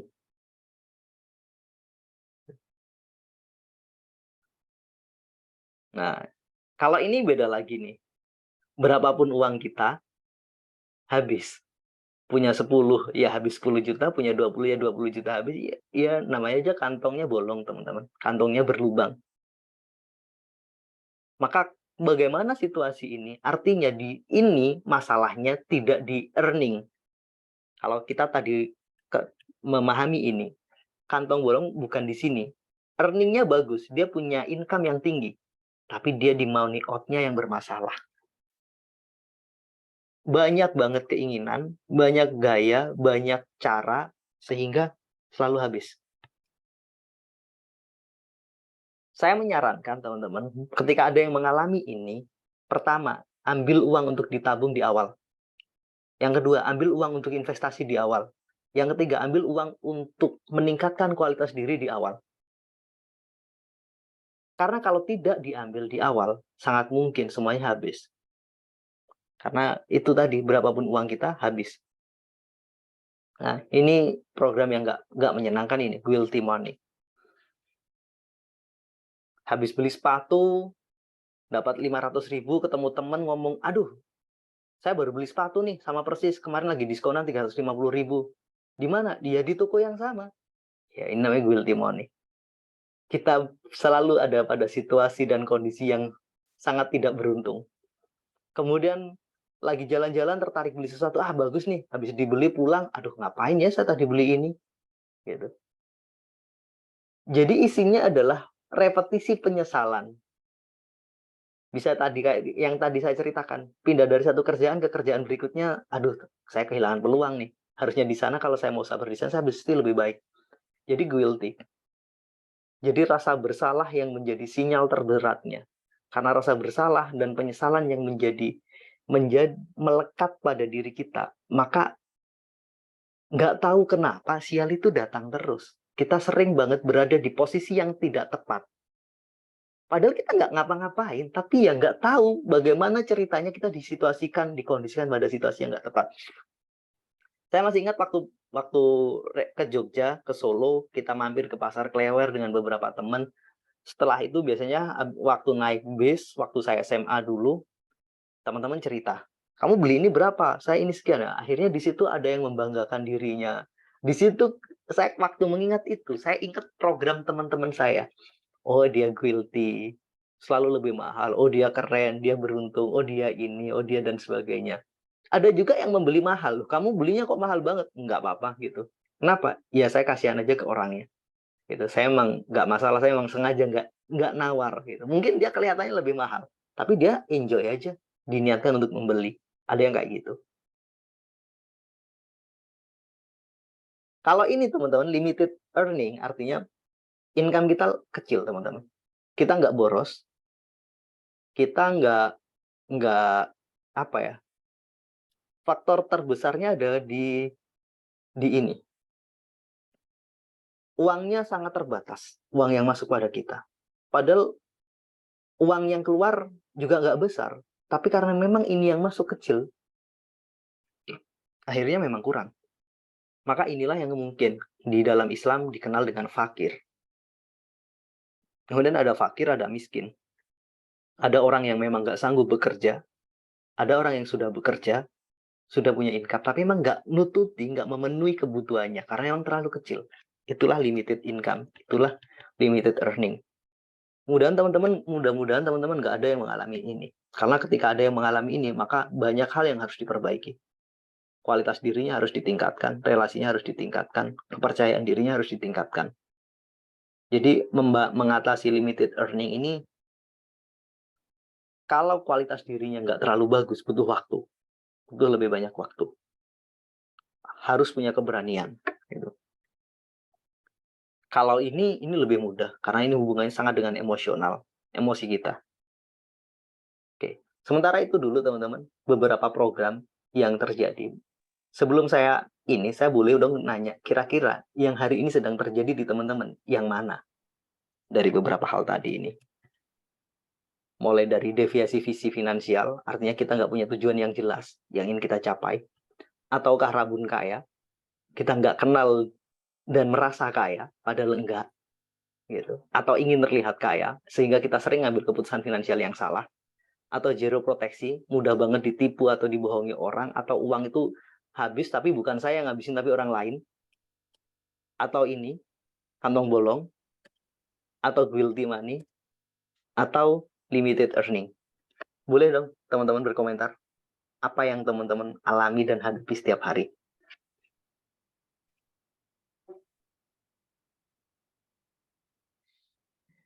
Ada dari Pak Junes Fon, Pak, kantong bolong katanya. Oke, berarti income-nya oke, tapi ternyata habis terus. Gitu. Punya visi yang jelas nggak Pak? Kalau boleh. Karena untuk mengatasi itu semua dimulai dari visi finansial yang harus kita perbaiki. Di atas ada lagi mungkin Pak Agnes? Ada, Pak. Banyak Iya. pertanyaan. Boleh. Ini dari Bu Azlina. Adakah keperluan dan kehendak ada impact dari 5 program finansial? Adakah apa? Adakah keperluan dan kehendak ada impact dari 5 program finansial? Oke. Izin saya artikan dalam bahasa Indonesia.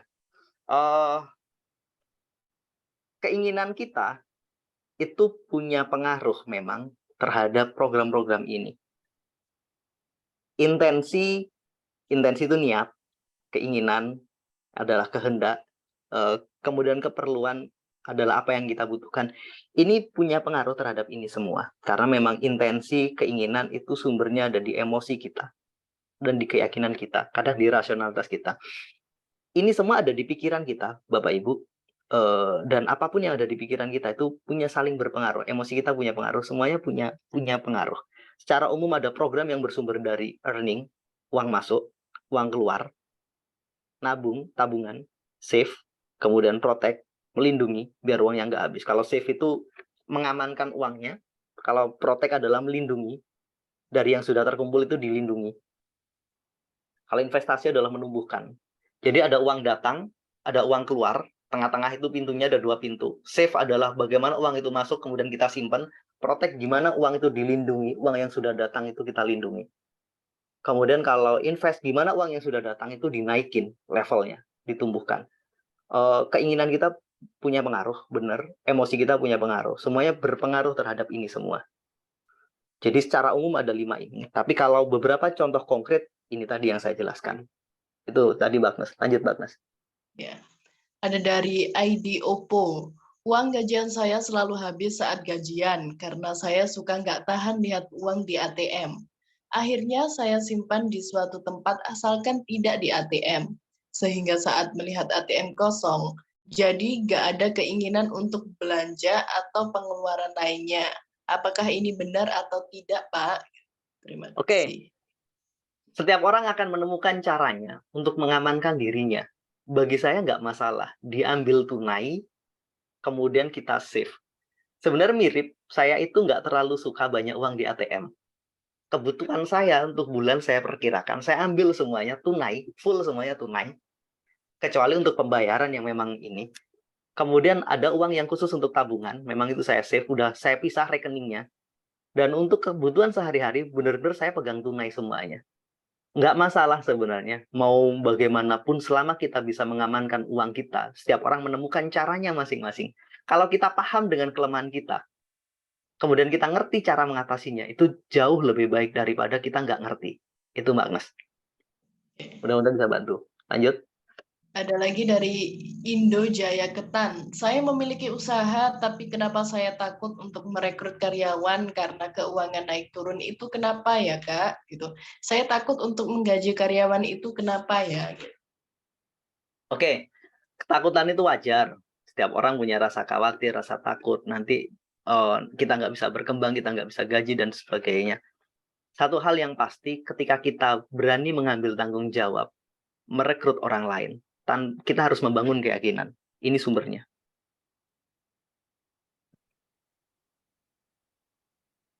Sebentar, ini tadi. Tindakannya semua masih bekerja sendiri, kita masih nggak berani mengambil karyawan, karena ada secara emosi kita fear, takut. Kenapa kita takut? Kita punya satu keyakinan, jangan-jangan saya nggak bisa gaji orang. Keyakinan kita. Maka keyakinannya yang harus diperbaiki. Bahwa ketika saya rekrut karyawan, Allah itu, Tuhan itu ngasih rezeki ke kita, ke setiap orang. Ketika kita merekrut satu orang, artinya kita itu punya 2 pintu rezeki. Satu untuk saya, yang satu untuk karyawan saya. Karena karyawan saya yang menggaji, maka rezeki dia pasti akan dititipkan oleh Tuhan pada kita. Maka perbaiki keyakinan kita bahwa ketika saya rekrut karyawan, Tuhan itu menambah 1 pintu lagi untuk saya. 1 pintu rezeki untuk saya yang kemudian ini akan dititipkan ke saya dan akan saya sampaikan ke karyawan saya. Jadi bangun satu keyakinan yang kuat seperti itu. Agar kita bisa mengalahkan rasa takutnya. Oke, dari siapa tadi, Mbak Agnes? Dari ID Indo Jaya Ketan, Pak. Oke, mudah-mudahan bisnisnya lancar, teman-teman, dari Indo Jaya Ketan, dan dimudahkan untuk rekrut karyawan yang baik, yang kemudian bisa memberi rezeki kita, pada kita, untuk mengupgrade kualitas diri kita, dan semuanya. Oke, mudah-mudahan bisa bantu ya. Lagi, Mbak Agnes. Ada dari Bu Eni. Oh, dulu saya zero proteksi, akhirnya saya jadi rabun kaya. Habis daripada uang dinikmati orang, katanya. Iya, jadi menarik sih Bu, betul. Kadang orang daripada uang saya itu habis dipakai orang, udah mending saya yang nikmatin, kita yang kerja susah-susah, tapi uangnya diambil orang. Jadi betul, situasi ini bisa membuat kita kejebak di sini. Tapi alangkah lebih bagus, kita punya program investasi. Gimana caranya belajar? Gitu. Alangkah lebih bagus kita punya kemampuan save. Setidaknya di titik ini kita sudah paham nih problem finansial saya apa yang berulang gitu. Dari Bu Eni ya. Mudah-mudahan Bu Eni bisa memperbaiki dari sesi ini. Lanjut, Pak Mas. Ada dari ID Indo Jaya Ketan lagi, Pak. Iya, Ya, saya punya tabungan, tapi sering ada keperluan untuk motor servis, kebutuhan lainnya yang membuat tabungan cepat habis. oke. Waktu nabung itu niatnya apa waktu itu? Kalau boleh tahu. Niatnya nabung. Kalau bisa, niat kita nabung adalah mengubah dari tabungan menjadi investasi. Kalau enggak, diubah. Kita punya beberapa tabungan yang untuk dana cadangan, dana darurat, dan tabungan khusus untuk investasi. Jadi dipecah. Itu sarannya. Tadi ada feedback dari Bu Eni, Pak. Ya. Investasi juga sering ditipu coach katanya. Oke, artinya kita butuh memperbaiki proteksi finansialnya. Oke, nanti besok bisa kita diskusikan itu. Memang syaratnya investasi harus ngerti. Kalau nggak ngerti, mending nggak usah. Kalau mengalami kegagalan sekali, kemudian kita menjustifikasi kita gagal selamanya, itu baru masalah. Kadang dalam proses belajar itu kita mengalami kegagalan. Biar kita nggak mengalami kegagalan, kita gimana? Take time, ambil waktu, belajar pada ahlinya, pada yang sudah berpengalaman. Kalau saya secara pribadi, saya masuk ke dunia pertanian, teman-teman. Karena yang saya ngerti itu. Gitu. Misalkan nanam pepaya. Sebelum nanam, tanya dulu ke orangnya, ke orang yang ngerti. Atau karena memang belum punya ilmunya, ya udah kita punya uang, beli lahan, habis itu lahannya sewakan orang saja. Dari capital gain-nya lahannya naik, dari sisi passive income kita dapat penghasilan dari lahan tersebut yang disewa oleh orang lain. Kenapa saya memilih melakukan itu? Karena itu yang saya ngerti. Saya nggak lari ke apa yang lagi rame kapan hari itu, kripto, nggak seperti itu. Kemudian tidak ke emas, tidak kemanapun gitu. Yang saya pahami adalah properti atau tanah. Saya memilih di situ. Teman-teman yang lain lakukan investasi untuk bidang yang benar-benar ngerti, bukan sekedar ikut-ikutan. Itu caranya biar nggak ketipu. Oke, Ada mudah-mudahan feedback lagi, itu. Pak, dari Bu Eni. Iya, benar, perbaiki niat. Ibu saya pernah cerita dulu nenek banyak nabung, selalu bilang jaga-jaga kalau sakit. Taunya benar, masa tua sawah habis dijual buat berobat. Hampir Betul. mirip seperti kasus saya dulu, Pak. Iya, intensi itu penting teman-teman, menata niat. Makanya kan jelas niat kita harus ditata. Kalau niatnya buat jaga-jaga kalau sakit, ya habis beneran. Jadi tabungan harus kita bagi. Ada memang dana darurat. Gitu. Jadi begini, safety model besok kita bahas teman-teman. Nggak sekarang karena waktunya udah terlalu ini. Udah hampir jam 9. Jadi safety model mengamankan diri itu punya perlakuan yang sedikit berbeda dengan meniatkan diri. Kita contoh simpelnya, kita pakai helm bukan karena niat untuk jatuh, tapi lebih ke safety.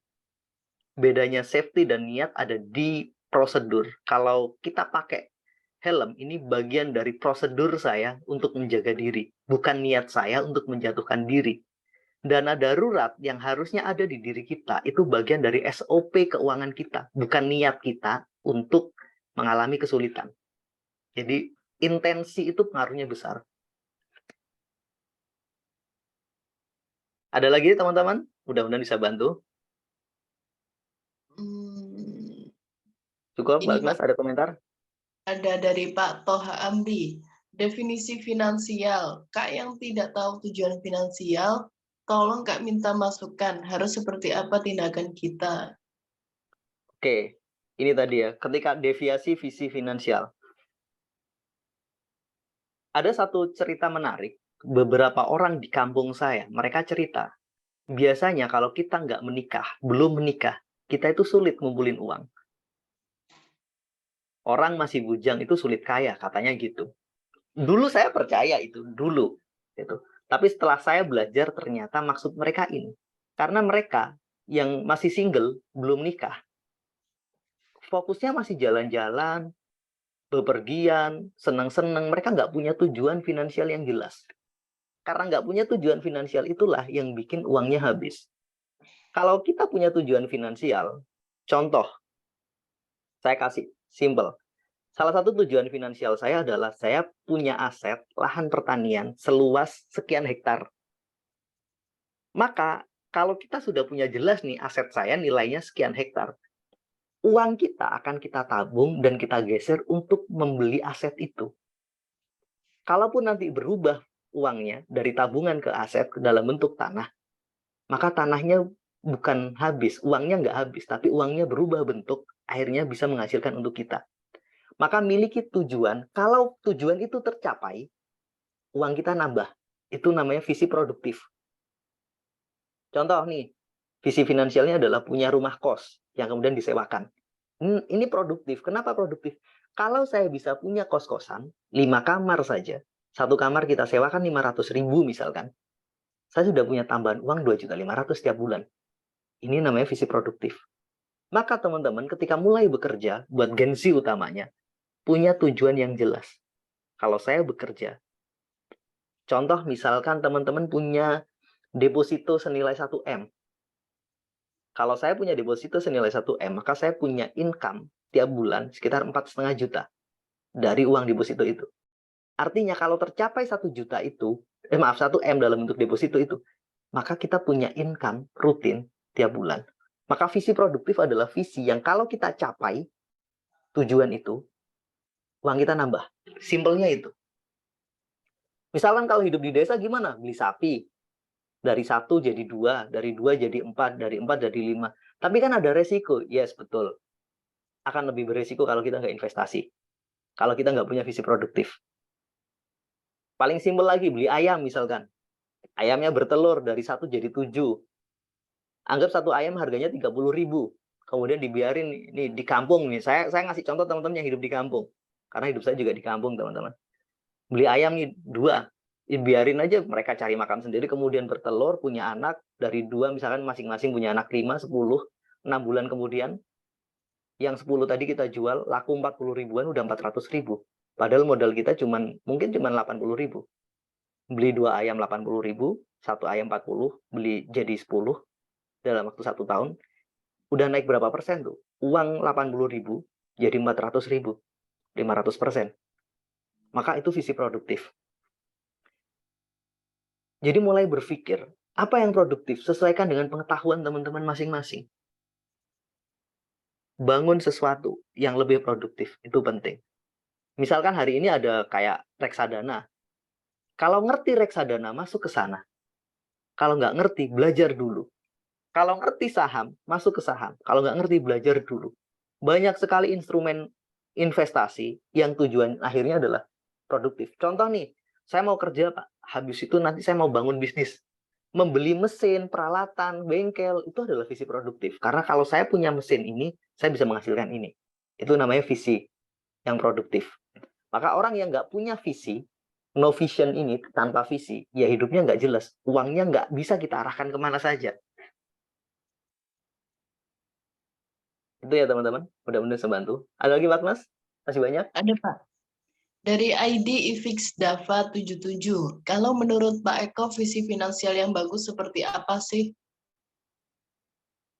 Itu tadi udah saya jelaskan, visi finansial terbaik adalah visi produktif. Kalau itu tercapai, uang kita nambah. Simpelnya itu. Banyak Ada lagi caranya. dari Sebentar Pak Mas, banyak caranya, banyak instrumennya. Naikin level keilmuan kita. Contoh simpel, saya menyiapkan dana pensiun, saya memberi saran kepada teman-teman, ada cara menyiapkan dana pensiun. Caranya gimana? Beli tanah pinggir jalan, nggak apa-apa dicicil, kredit, misalkan 5-10 tahun, diniatkan ini untuk dana pensiun. Nanti di usia pensiun kita, tanah ini kita jual, masukin ke deposito. Gimana caranya ini laku? Kenapa harus pinggir jalan? Agar marginnya, naiknya tinggi. Ada satu teman nanya, gimana nyiapin dana pensiun? Ya, kamu punya banyak pilihan. Kalau uangmu banyak, beli tanah, tanami pohon kelapa, tanami pohon durian. Nanti di waktunya panen, kita dapat uang. Yaitu pensiunan kita.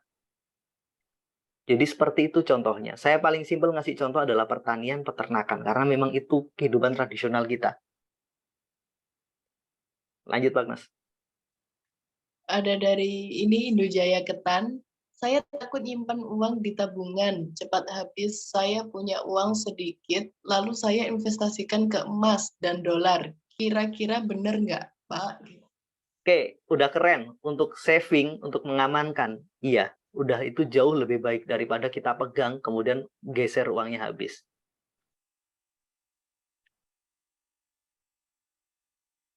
Oke, teman-teman, udah cukup? Satu terakhir, Pak. Boleh. Oke. Dari ID Suroyah Agustin. Pak, saya IRT, juga jual susu kurma. Tapi Betul, hasil sip, uang keren. selalu habis karena untuk kebutuhan anak-anak. Bagaimana cara manage uang sekalipun bisa menabung juga?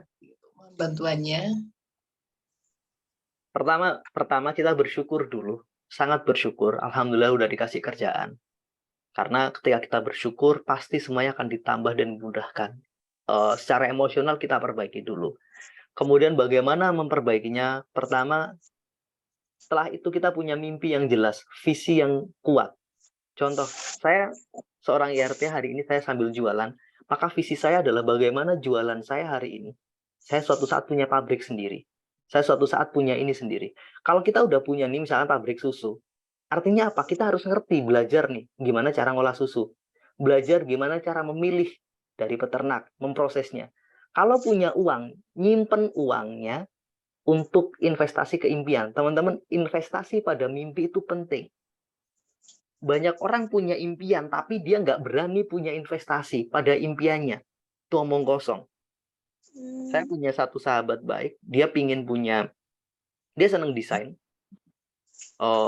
Dia pernah cerita, saya pingin punya satu bisnis sablon. Saya nanya, butuh alat nggak sablon? Butuh. Berapa nilainya? Sekitar 15-20 juta. Ya udah beli. Gitu. Dari mana uangnya? Nabung. Saya ngomong gitu. Yang ada apa? Dia malah beli motor dengan harga segitu. Beli motor berani, tapi investasi pada impiannya nggak berani. Ini agak konyol. Kalau bukan kamu yang investasi pada impianmu, siapa? Visi produktif salah satunya adalah berinvestasi pada impian kita. Bagaimana tadi jualan susu atau kurma tadi, itu goal settingnya adalah kita punya pabrik, kita punya distributor, kita punya apa? Untuk sampai ke sana apa? Belajar. Maka punya uang untuk belajar itu penting. Belajar branding misalkan, kemudian di akhir misal punya uang, kemudian belajar cara kelola uang. Punya uang 500.000 kalau ditabung itu punya potensi habis dipakai. Tapi kalau 500.000 dikasih untuk belajar membangun komunitas, itu keren. Misalkan belajar bagaimana mengolah susu, ada pelatihannya, misalkan ikut komunitas, itu pasti bermakna. Habis itu beli peralatan sedikit demi sedikit, itu pasti keren. Maka jangan ragu untuk investasi pada impian kita, teman-teman. Karena itu bagi saya investasi terbaik adalah investasi pada impianmu. Itu investasi paling produktif. Teman-teman mau jadi seorang barista, ya beli alatnya, mahal, ya itu investasi kita. Nggak ada yang mahal ketika kita berinvestasi. Oke? Ada lagi Pak Nas? Mudah-mudahan bisa membantu. Terakhir mungkin satu. Ini dari Pak Purwono, Pak. Ya. Pak, tempat usaha saya masih ngontrak. Mohon bantuannya, Pak, biar bisa punya rumah sendiri. Gitu. Terus ada lagi dari ini, Indojaya Ketan lagi. Kak, saya beli tanah di kampung, tapi dengan cara nyicil. Kira-kira rugi nggak?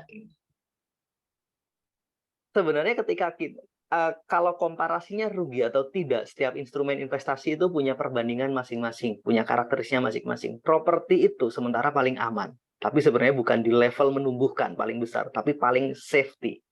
Terlebih di kampung, terlebih tanahnya harus kita inikan. Selama kita sudah melakukan investasi, nggak usah mikir rugi. Kita udah jauh lebih baik daripada orang yang nggak pernah berinvestasi. Itu pertama. Yang kedua, ada konsep bias investasi, teman-teman. Bias investasi itu gini. Bisnisnya misalkan kerupuk misalkan. Industri kerupuk. Kerupuknya belum di level paling tinggi, masih menengah, punya uang. Habis itu dia beli tanah. Dengan asumsi ini investasi. Harusnya sebelum dia beli tanah, dia itu pakai 50% uangnya untuk mensupport mengembangkan kerupuknya ini. Atau beli tanah memang untuk bangun pabriknya. Maka bias investasi adalah satu kondisi di mana kita memang berinvestasi, tapi sangat tidak mensupport bisnis utama kita. Bisnis utama kita apa? Bisnis kerupuk. Maka investasi wajib kita adalah di bisnis itu. Peralatannya diperbaiki, tempatnya diperbaiki, semua berikutnya mungkin ke properti boleh sebagai diversifikasi. Jangan sampai kontras kayak gitu. Ada beberapa cerita seperti itu. Bisnis utamanya adalah bikin olahan, oleh-oleh, cemilan khas. Lagi tinggi-tingginya, nggak ngembangkan teknologinya, malah beli tanah macam-macam. Tanahnya masih banyak, tapi ketika bisnisnya turun, income-nya turun drastis karena itu penghasilan utama dia di situ, bukan di tanah yang tadi disewakan. Jadi itu namanya bias investasi. Investasi apapun oke, tapi itu jauh lebih baik daripada uangnya habis dipakai yang lain. Pertama prinsipnya, ketika kita sudah investasi itu udah keren banget daripada nggak sama sekali. Tinggal dipilih prioritasnya. Oke teman-teman, thank you. Menarik, banyak banget pertanyaan. Terima kasih atas berbagai pertanyaan. Masih ada beberapa mungkin Batnas yang perlu dibacakan dulu aja semuanya, kemudian saya tanggapi, kemudian kita closing, dan boleh setelah itu kita nyambung lagi teman-teman di sesi berikutnya besok di hari Rabu. Silakan Batnas. Ada dari Pak Saifuddin Anwar. Kenapa setiap ada keinginan misal mau umroh, kok uangnya yang ditabung bisa kepakai lain, Pak? Oke, lanjut, ada lagi Batnas? Sudah, Pak. Oke. Pertama, kita nggak bisa benar-benar menjustifikasi why-nya. Yang benar-benar tahu sebenarnya diri kita. Kenapanya, gitu. Bisa jadi ada satu program tertentu yang meliputi diri kita. Misal, udah niat. Pertama, bisa jadi niatnya nggak seberapa besar. Atau masih ada rasa, aduh eman untuk ini. Gini. Saya punya satu cerita. Dia memang bisnisnya di pertanian. Saya punya satu tetangga gitu. Jadi pada saat itu, dia bilang, nanti kalau saya panen, saya akan melakukan ini. Saya akan mengumrohkan kamu dan sebagainya. Setelah dapat nih uang, nilainya sesuai dengan nilai untuk umrohnya, dia ditawari ada satu tanah untuk dibeli. Dia mikir, aduh, kalau dipakai umroh sekarang, nanti nggak bisa beli tanah. Udahlah, saya belikan tanah lagi aja, nanti umrohnya. Kondisi itu kemudian setelah dia beli tanah, pertaniannya nggak tambah bagus, tapi malah hancur. Punya utang, punya apa. Karena dia punya niat yang nggak ditunaikan. Umroh itu adalah niat hutang kita bukan kepada diri kita, tapi kepada Tuhan yang ngasih rezeki. Kita udah bilang nih, kalau saya punya ini saya mau berangkat. Ternyata pada saat itu kita dikasih dua pilihan. Ada tanah murah nih. Ternyata kita lebih berat pada duniawinya. Kita lupa pada janji kita pada Tuhan. Pada saat itu satu cerita. Akhirnya terjadi. Dia sadar, tobat, minta ampun kepada Tuhan. Kemudian di titik itu dia mulai memperbaiki diri. Maka pada saat kita sudah punya niat untuk umroh, sadar nggak sadar kita sedang berjanji pada siapa yang punya hidup. Yang ngasih rezeki Allah, maka pada saat kita diuji memang, kamu mau pilih mana? Menepati janjimu atau aspek yang lain? Kecuali situasi dan kondisinya berbeda. Misal nih, ada beberapa kejadian waktu itu kayak di TV, dia sudah punya niat untuk haji, udah daftar, waktu mau daftar haji dan lain sebagainya, ternyata ada saudara yang benar-benar butuh uang untuk operasi, akhirnya dia merelakan itu dan membelikan itu dengan satu niatan. Ya Allah, saya membatalkan ini bukan karena saya tidak menepati janji, karena memang ada orang yang lebih butuh. Maka itu beda urusan. Kalau tadi yang cerita saya tadi kan dia untuk membeli tanah, duniawi yang membuat dia lupa. Kalau ini kan faktor lain. Gitu. Jadi masalah pembatalnya apa? Itu kita lihat. Kalau pembatalnya bukan karena hablun nas, bukan karena nafsu kita, nggak masalah. Kalau pembatalnya adalah karena memang situasi yang harusnya memang seperti itu. Misal ada keluarga yang sakit dan memang benar-benar butuh uang. Ya kita nggak punya pilihan. Artinya diniatkan itu sebagai ibadah. Insya Allah nilainya sama di mata Tuhan. Jadi kita nggak bisa menjustifikasi kenapa, tapi butuh dipahami. Apa sih komparasi yang menyebabkan ketidakberhasilan itu. Oke, thank you teman-teman. Udah cukup Bagnas. Udah lumayan malam. Udah 1:12. Kalau ada boleh mungkin satu terakhir. Kalau Satu emang ini nggak ada Pak, terakhir Pak. Dari ID Ifix Dava 77. Pak, maaf, menurut Bapak ilmu spiritual itu menurut Pak Eko seperti apa sih dalam berbisnis? Oke, belief, keyakinan itu ada di sini. Dan ini bagian dari spiritualitas kita. Karena keyakinan itu kadang nggak berhubungan dengan rasio, kadang nggak berhubungan dengan emosi. Setiap kita itu makhluk Tuhan, makhluk yang bertuhan. Kita berasal dari sana, apapun agama teman-teman. Maka ini sebagai pondasi teman-teman, ini sangat kuat. Kalau kita punya spiritualitas yang kuat, punya keyakinan yang kuat, maka kita akan mendapatkan sesuatu yang juga baik. Ketika teman-teman belajar tentang konsep LOA dan sejenisnya, itu sebenarnya kita sedang ada di wilayah antara keyakinan dan emosi. Ketika teman-teman belajar tentang vibrasi, kita ngomong ini. Ketika teman-teman belajar tentang spiritualitas, kita ngomong ini. Ketika teman-teman ngomong tentang pola pikir, teman-teman ada di sini. Ini adalah intelijensi kita, IQ kita. Ini adalah wilayah emosional kita. Ini adalah wilayah spiritualitas kita. Tiga-tiganya berpengaruh terhadap hidup kita. Perubahan terbesar ketika teman-teman mampu melakukan perubahan ini. Karena ini akan mengubah semuanya. Semua yang nggak mungkin dari sisi rasionalitas, mungkin dari sisi keyakinan. Jadi bagi saya sangat penting gitu. Terlebih ketika kita mampu menemukan makna yang lebih dalam. Ketika teman-teman mempelajari tentang pernah mempelajari LOC, Level of Consciousness dari Hawkins, itu kan beririsan antara emosi sama spiritualitas kita. Dekat sekali dua-duanya itu. Dan kemarin kita membahas LOC di mental block therapy itu dengan perspektif emosional, dengan sudut pandang ini, rasa. Jika teman-teman berkenan lanjut terus belajar di financial transformasi ini, kita akan nanti memperbaiki dari sudut pandang belief system kita, keyakinan kita tentang uang. Kayak tadi, saya kalau punya uang selalu habis. Ini kan ngomong keyakinan, teman-teman. Bagaimana membongkar itu semua? Biasanya, gitu, kalau saya pegang uang itu pakai untuk ini. Kata-kata biasanya, ini kan udah nggak rasional. Ini udah masuknya di sini. Maka memperbaiki ini itu penting. Kita mampu melakukan perubahan terhadap keyakinan kita. Udah sekitar 60-70% kita berubah hidup kita. Cuman keyakinan tanpa rasionalitas itu juga omong kosong. Gitu. Ini sama pentingnya. 3 aspek ini nggak usah ditanya mana yang terpenting. Ubah semuanya. Ada yang mungkin yang sudah berubah rasionalnya. Tapi emosi dan keyakinannya belum. Maka bertahap. Ada yang sudah berubah ini. Maka jangan berhenti belajar di sini. Tapi harus geser ke sini. Jadi tiga-tiganya ini berubah. Ketika tiga-tiganya berubah, maka imajinasi kita akan jauh lebih baik. Kata-kata kita akan membaik, tindakan kita akan membaik. Itu. Mudah-mudahan pertanyaan terakhir bisa menjadi penutup bahwa bagi saya sangat-sangat penting. Spiritual itu berbeda dengan religiusitas, teman-teman. Kalau religiusitas adalah kemauan kita untuk beribadah. Kalau spiritualitas terkait dengan iman. Kalau kita ngomong Islam itu ada iman, ada Islam, ada ihsan. Jadi iman adalah ngomong tentang spiritualitas kita, Islam adalah ngomong tentang religiusitas kita, aktivitas ibadah kita. Dalam aktivitas ibadah harusnya ada spiritualitas kita.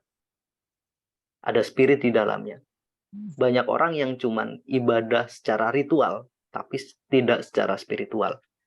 Tapi ada juga orang yang secara spiritual bagus, tapi secara ritual juga butuh diperbaiki. Maka yang imbang adalah balance.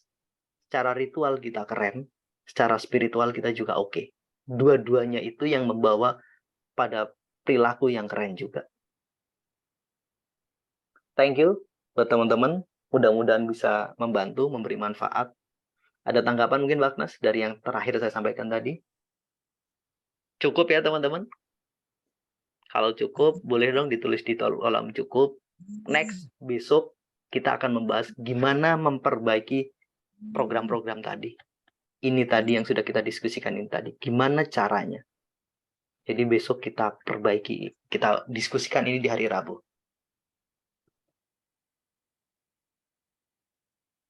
Saya kembalikan ke Mbak Agnes. Gimana Mbak Agnes? Baik, cukup Pak katanya. Thank you buat teman-teman semuanya yang sudah bergabung di kelas ini. Mohon maaf jika ada pertanyaan yang kurang berkenan, tidak sesuai dengan harapan. Ini batas kemampuan saya untuk menyajikan. Mudah-mudahan bisa menjadi kebaikan untuk kita semua. Mohon maaf jika ada kesalahan, boleh dikoreksi jika ada hal yang perlu kita diskusikan dan dikoreksi. Apa yang saya sampaikan mungkin salah, mungkin juga benar. Ambil yang baik, ambil yang menurut teman-teman punya impact yang positif. Ketika ada hal yang dirasa tidak sepakat dan kurang baik, boleh ditinggalkan.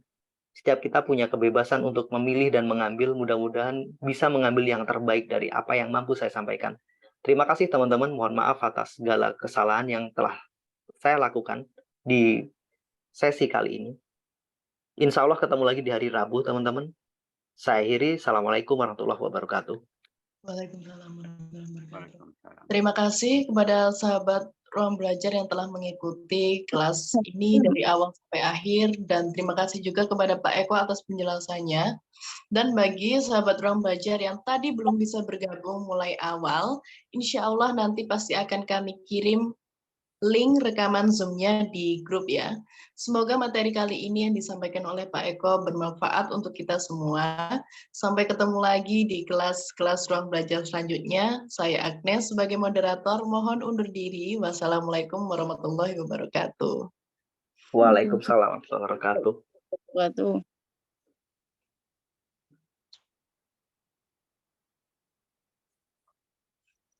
Luar biasa.